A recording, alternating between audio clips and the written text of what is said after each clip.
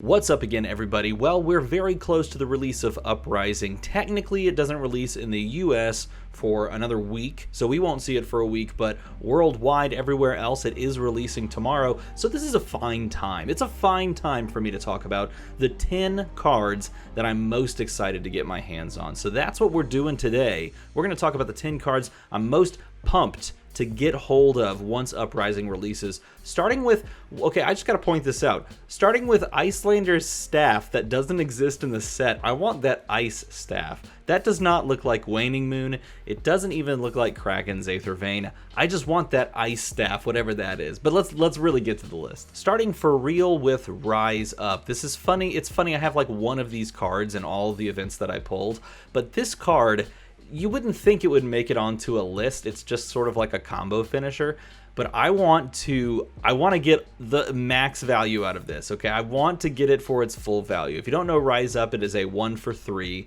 that has Rupture, and it says if Rise Up is played as Chainlink 4 or higher, it has Dominate and plus X, where X is twice the number of Phoenix Flames you control. So in other words, if you have 3 Phoenix Flames, this gets plus 6. I want to play Ninja and get a 9 Dominate. That's what I really desperately want. So I'm like tinkering with builds just to get that one moment. Like, I just want to point this out. It's not about winning. It's about playing a 9 Dominate for 1. That's what I want to do, which is why I'm excited for this card. It's not about like, I'm going to win the game now. I just want to play a 9-for-1 with Dominate in Ninja, because that just feels so hilarious and nutty. So this card makes my list of things I want to get my hand on, and just try to do that. Next up, we have Tome of Firebrand. This is one I just want to play in both heroes. Tome of Firebrand, I love drawing cards. That is a thing that I like to do in card games. Anytime I can draw something in a game and have more of said thing, I just get really happy inside. Just my heart overflows with joy because I have more things. I'm holding more cards. I'm rolling more dice as I try to pick up the dice on my desk. If I can get more of these things and do things with them, I'm happy. So, Tome of Firebrand is a way to do that. All I gotta do is attack with 4 dragons, and then I can play Tome of Firebrand and draw 2 cards. That's good value. I'm going to make that happen. I'm going to put this into a Dromai deck. In fact, I have a weird Dromai deck coming out like, well, it depends on when I get around to it. Tomorrow, maybe? Do you want to see a Dromai deck tomorrow? Let me know. Yeah, and maybe I'll put that in this deck, or this in that deck.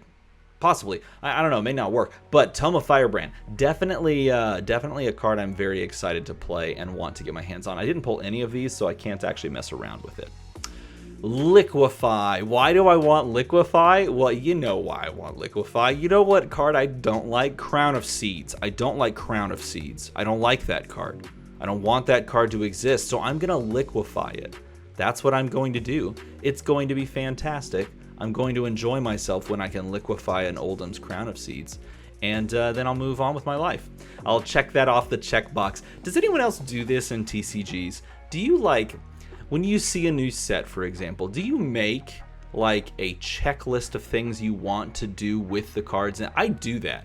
I'm like, okay, I have a new checklist. I've got to play a Tome of Firebrand. I've got to play the Rise Up. I've got to play a Liquify and destroy a Tunic or destroy Crown of Seeds. Those are things on my checklist that I need to do. And these to me are all checklist cards. They're not cards that I'm going to like reach out, put into like every deck. 1, you can't because they're all draconic. And 2, like they're situational. But it's the situation that I want to achieve so I can check it off of my list. So this one definitely makes the list. It's going to be a card that I want to put in like every deck that can run it, so Fi and Dromai, and then I want to just play it on people. Just want to do it. I just want to do it. Okay, now we're on to cards that are like legit good. Rake the Embers. I want to play as many Rake the Embers in my life as possible. Because Rake the Embers, this is just a good card. Like, I played Dromai at World Premiere. I've been teaching my son how to play Dromai.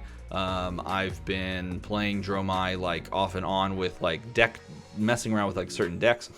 And every time I play Rake the Embers, I just get happy because it just makes dragons. And that's all I want to do is make dragons. And so Rake the Embers MVP card. Play it in like every color, even the blues. Just jam it out there. Just play a little, make a little ash token, play a little dragon, make a little dragon. Boom, done. This one as the red, make some ash, make a bunch of dragons. Feels so good to do like turn 2 or whatever. Turn 1, I guess. Technically, you could do it on turn 1.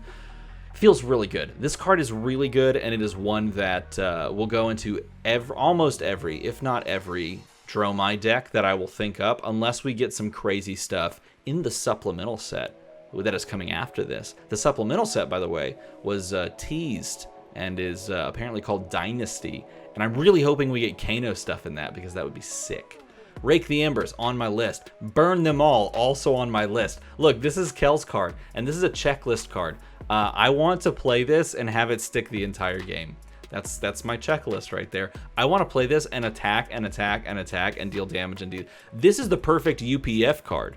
And in fact, I know we're going to play a UPF soon, and I'm fairly certain Kel is going to play Dromai, and I'm fairly certain Kel is going to include Burn Them All in Dromai, and I'm going to hate dealing with it.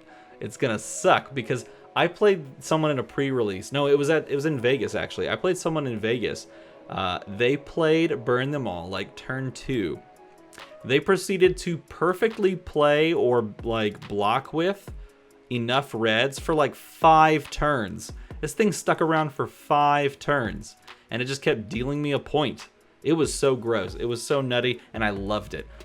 It was a fantastic game, one that I wish I would have like recorded or streamed. And it was crazy that this thing got so much value over time. It was really good. This is a good card. I feel like having multiple of these out at one time would just be crazy. Just be really good.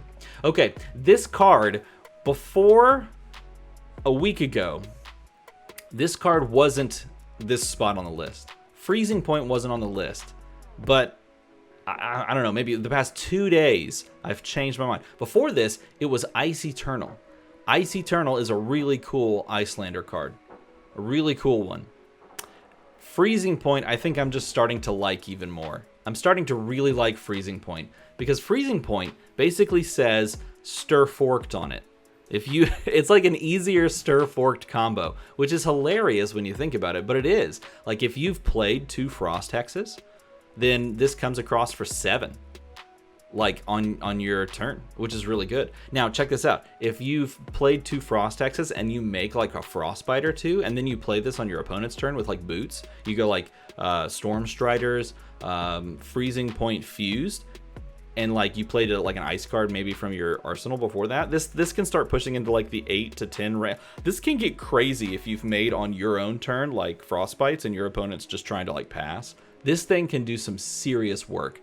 And I think it's just like easier hoops to jump through than Stir Forked now, which is kind of nice. I guess Stir Forked is a 2-card combo. Like, it's just expensive. But this is not that expensive. It just takes cards prior played for even more setup. But even if you don't, it's like a 3 for 5. That is solid. This is a really good card, and I'm really excited to play it. In fact, just for testing purposes, I literally just printed a proxy of it. Don't tell anyone that doesn't like proxies. Don't tell them. It's just a proxy, okay? Look, I just printed it. I'm not taking it to tournaments. Don't worry. I just wanted to try out Freezing Point. Frost Hex. Speaking of cards that I'm really excited about, I actually do have a Blitz playset of Frost Hexes, and I have been jamming out test games with Icelander, because Icelander's cool, and you know what else is cool? Wizard is cool, and it's taking me forever to actually find these stupid Frost Hexes. Where'd they go? They're gone. They disappeared. Well, I have a Blitz playset of Frost Hexes, and this card I feel is literally the kind of card that makes me want to play Icelander. This is a card that pulls you to a class, pulls you to a hero, and says, try this hero out because it's really fun. This is a win condition card in a game that doesn't really have win condition cards, right? This is a game where you're basically just trading blows. Like, you have your cards and you attack and your opponent attacks back, and really the cards act as the attacks, and you're not thinking of like, well, my win condition is I play to this thing. Frost Hex is that in this game. There's not a lot of cards like it, and that's what's so unique about it to me. That's why I like this card so much. Frost Hex is going to be really fun to establish. Your opponent can't really deal with it unless they play Thaw, and they're exactly 2 Draconic heroes. Every other hero just has to have a Frost Hex, and then you play things that build up Frostbites. And then your opponent has to either clear them or take damage. And that's a really fun win condition card. This is the kind of thing I want to see going forward in Flesh and Blood. It's not something that they have to do because the game's in such a good spot already. But if they did more of this stuff, oh, I would love it. It's like, just imagine, okay, look, if they made a pirate. If they made a pirate and there were just like, I don't know, like stack of coins that you set out there, and like every time you did something, you got more coins. I don't know, like a win condition side thing. Like this is what I think of when I think about pirates. I think about pirates too much. All right, we're down to 2 cards, and this is one of them. Coronet Peak. I like this card. I like it for Icelander, and I want to have this card. I want to own it in cold foil so that I can look at it because it's beautiful. The art is fantastic. The art's done by Soyame, and the effect feels like it's going to be really fun in Icelander. You know what I don't like this card for? Oldhim. But you know what? If Oldhim plays it, they're not playing Crown of Seeds, so I'm happy again. So like this card hits on all cylinders. It's good in both heroes, and if you're playing Oldhim, you can't play Crown of Seeds with this, so like I'm super pumped about Coronet Peak. I think it's going to be really good. It blocks 2, it breaks, but at any point where you just keep a blue in your hand, like you block out with your hand and you keep a blue, you just throw this out there and you take a card from their hand. It's literally Blue Winter's Bite. It's Winter's Bite, yeah, Blue Winter's Bite. It's literally that card, but stuck onto like a static thing that you can do each turn. That's really cool. A really, really cool card. All right. Oh. Tomal Ties the best dragon with the best art.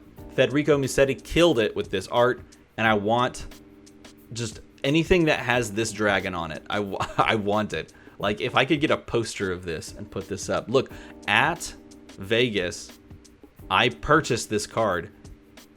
Not because like I needed to play it. Well, I am gonna play it, but because it's so beautiful. This card I'm so excited to get my hands on more of. I want like a play set of Tomal Ties. I know you can't run more than one in a deck, but I want to put like Tomal Ties like on a shelf, just like a bunch of Tomal Ties. I'm gonna get the sleeves. I'm gonna sleeve up my deck in Tomal Ties sleeves. It's gonna be awesome. This card's legit. And not only that, it's like really good too. It costs 5, which is like a little bit awkward, but not terribly awkward. But then you come across with it and you get to like destroy equipment. I mean, it's like exactly what you want. This is a must kill card. And I feel like playing this out there is gonna be just guaranteed. Your opponent deals with it, and then it's like Arclight Sentinel, right? If Arclight Sentinel comes down, your opponent has to deal with it. It's actually on the card. They have to deal with it. If you play Tomal Ties, your opponent either needs to pop it or you just need to deal with it on like their own turn, right? They have to deal with it on their own turn. Because otherwise, you just start losing all your equipment, and that's super cool. And that leads us to 1 card. There's 1 card left. What do you think the last card is? The card I'm maybe most excited to play with.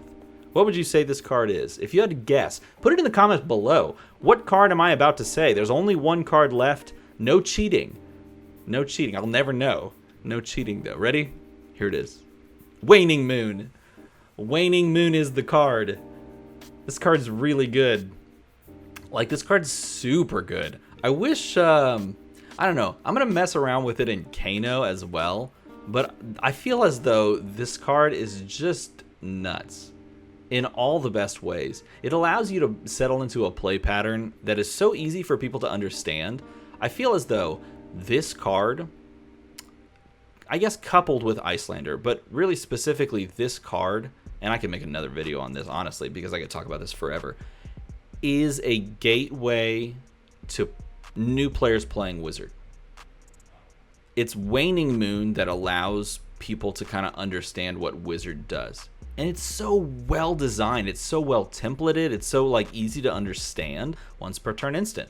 Pay 2. Okay, I can do it once per turn, and I can do it at instant speed. I have to pay 2. Deal 2. Oh, that seems cool.